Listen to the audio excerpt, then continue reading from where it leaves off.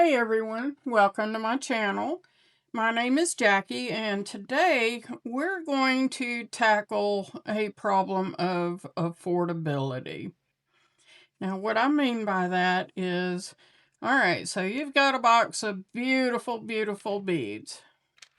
Okay, and you want to make some necklaces out of them. And so you got a couple of options. You can either do a full beaded necklace, but by the time you added up the beads and set your pricing, it's gonna range, it can range anywhere from $40 to $75 and up, just for someone to purchase the necklace. And being this day and age, sometimes people need something a little bit more affordable. So today we're going to work on a way to make necklaces affordable. All right, so the materials you're going to need is, I've got a nice little pendant here. I've got a bell, which I love these. I think they're so pretty. And a handful of jump rings. I've got some crimp bead covers. I like the ones with the 2 holes in them because they tend to stay together pretty well. A few crimp beads, a clasp, and I've got 2 links of 9-inch chain. And you'll see why in a little bit. I also have a scrap piece of wire, and this is a perfect project to use up your scrap wire. So today I'm using the Seasonal Tones Warm Collection by Gina's Gems Creations.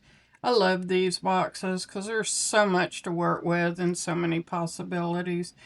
So what I've done is, this is a locket that was taken from it. The bell I got from my own stash. And then I've lined up my beads like so. I'm going to put a bead cap on either side of the bigger bead, and then we got the smaller beads. So the first thing I'm going to do is I'm going to grab a crimp bead cover,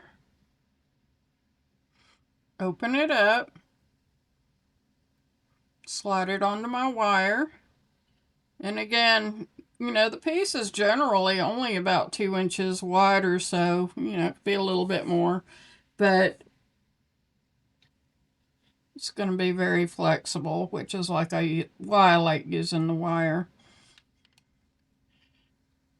So the first thing I'm going to do is get a crimp bead. Now you've seen me do this several times on other necklaces, and I'll just grab the crimp bead and I'm going to run my wire up through the crimp bead. Okay, and then I'm going to pull down from the bottom end and hold on to the crimp bead in the small end wire right here, because you don't really need a whole lot of wire sticking out, so you can use your thumb too. It works. I just kind of hold this in place. Alright, so I'm going to pull that tight as I can, and I'm going to, from the wide base of my pliers, I'm just going to smash it down. I find that this holds the best for me. Okay, and then I'm going to cut this pretty close, as close as I can, but leaving just a tiny little bit. Throw that in the trash. Okay, now that I've got that crimped, I'm going to pull my bead cover up and close it shut. And then I like to take my pliers and just, make sure that this lines up and that the holes are lined up. Pretty simple. Okay, since I laid this out ahead of time, it's going to be pretty easy. So I'm just going to string on my components.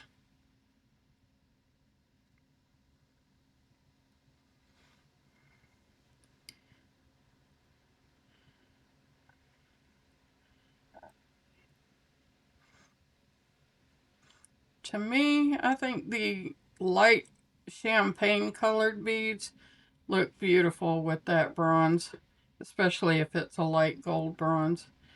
But then the smaller beads add just a little touch of peach to it, which I think is pretty. So, just finding the hole. Okay. Now, before I go further, I have to put my locket assembly together. So, pretty simple. I'm going to grab my jump ring, run it through the locket and through the bell. And then I'm just going to take the widest part of my pliers and snap it together.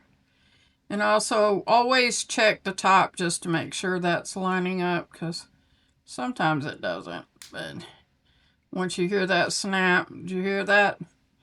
That's done. Okay, simple as that. And you can do that ahead of time if you want to. I just happened to forget. Okay, so I'm going to run that through. Then I'm going to put the rest of my beads on.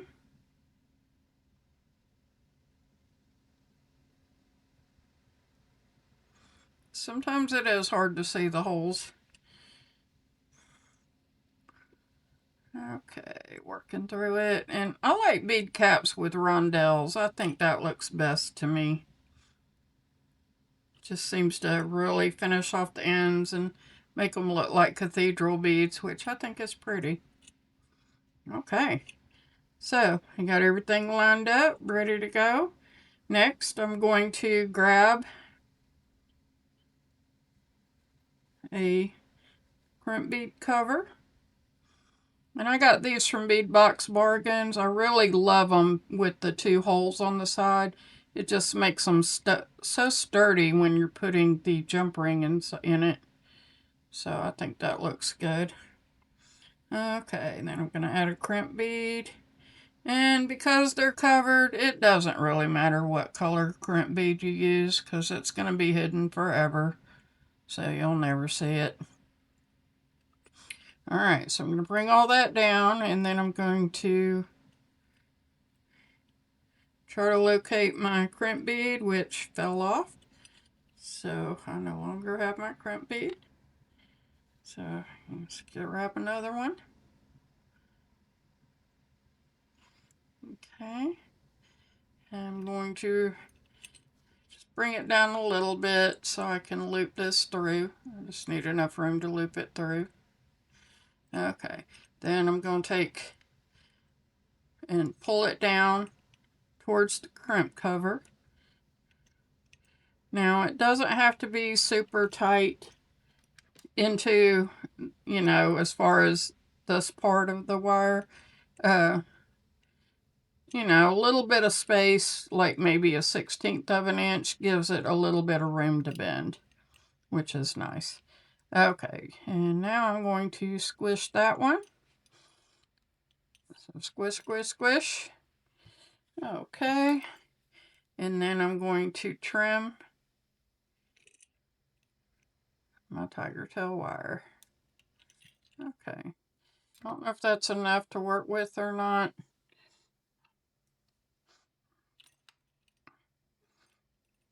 Okay, and then I'll close that up with my fingers.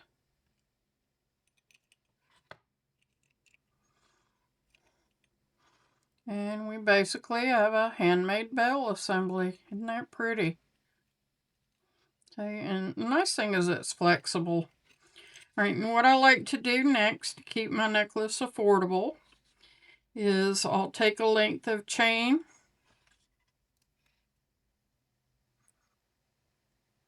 And you need to use kind of an open chain. You know, you don't want something too fine or closed, because otherwise you can't get your jump rings through it. So I'm going to go ahead and run my jump ring through the crimp cover.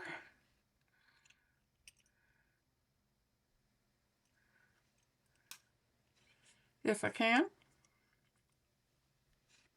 Alright, sometimes you gotta work with it. It's real life, folks. Okay, there we go. Alright. Now I'm going to close my jump ring.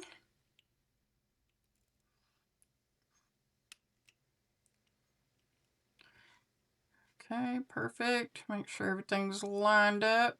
There we go. Okay, that's one end.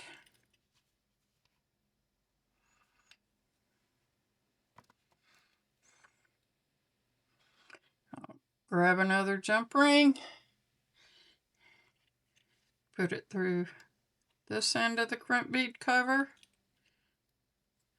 And snap her shut. Sometimes it's not always audible, but you can feel it when it snaps shut. Okay, that's perfect. All right, and the last thing that I'm going to do is to add my clasp. So I like to usually put the round part on the left side. You can do whichever you want, but that's kind of typically what I do. I'm going to put my jump ring through the clasp and through the end of the chain. And close that. And at this point I'm using a toggle clasp, but you can use lobster claws or spring rings, whatever you like to use.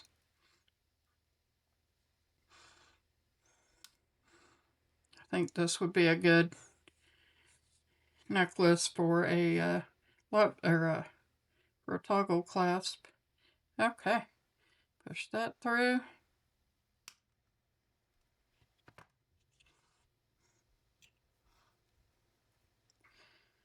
I'm going to close it up, put it together, and there you have a beautiful cost-effective necklace. So it's got just a little bit of bling on it. It's got a nice pendant, and you can make these up in a flash. And sometimes it's good just to experiment and, you know, make a few of them and see what you like. Use up your pendants, and, you know, then when you add it up for the cost of the jewelry, if you want to sell it at craft show or online, at least you have a more cost-effective necklace, so it might go a little faster.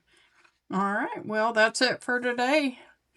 Thank you for subscribing, and leave a comment down below if you have any questions. I'll be happy to answer them. Have a great day. Hey everyone, thanks for watching. Don't forget to like and subscribe and leave your comments down below. May creativity be your guide.